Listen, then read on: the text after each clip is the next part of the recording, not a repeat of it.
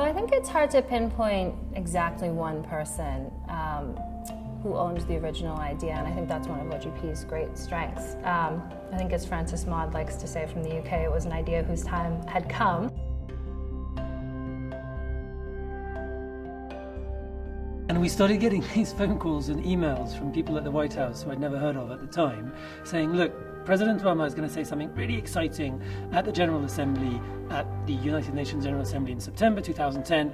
Watch out, we can't tell you very much more, but it'll be really big and really exciting. We don't know if we can make it, but look for it. In all parts of the world, we see the promise of innovation to make government more open and accountable. And now we must build on that progress.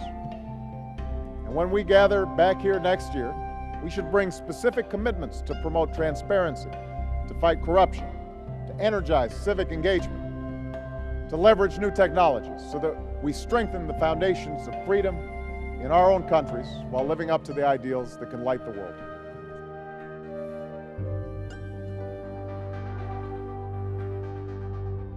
We received a message from the White House that Samantha Power wants to speak with the minister, and we had no idea what she wanted with us, but that was actually the invitation for the first meeting to discuss the possibility of an international initiative in open government. You had around the table 8 governments, 9 civil society organizations.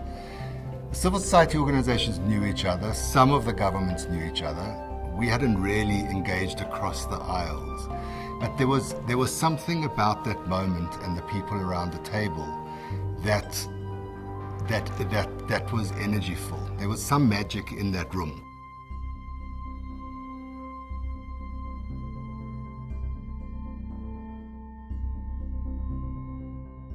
Democracy in 21st century can't happen without certain things, and luckily those things are the same things that are the basic values of OGP. Things like transparency, information, open data.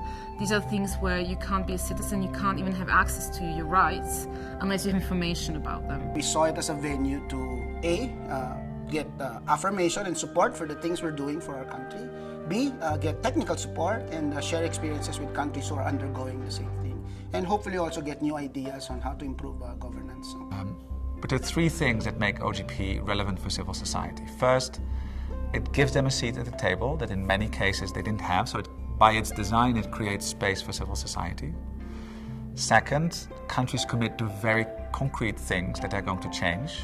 So it's not vague words, big speeches at international conferences, it's real commitments that will make a difference.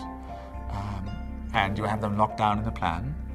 And third, if countries deliver on that dialogue with civil society and on implementing these commitments, is checked independently. So they can't get away with vague promises. The dialogue began between people, the civil servants, and the politicians. And it's in that dialogue the transparent working environment grew. This is a truly exciting institution. Rather than getting bogged down in endless communiques, the Open Government Partnership is about concrete reform. At the time, I think we were not sure what kind of traction OGP would really receive at the domestic and the international level. But since that time, what we've seen is a tremendous uptake, not only in the number of countries that are engaged in the Open Government Partnership, but also a resonance of the Open Government agenda with other strategic initiatives. It's a political platform to help you achieve your goals, to help you achieve your dreams. And that's extraordinarily rare.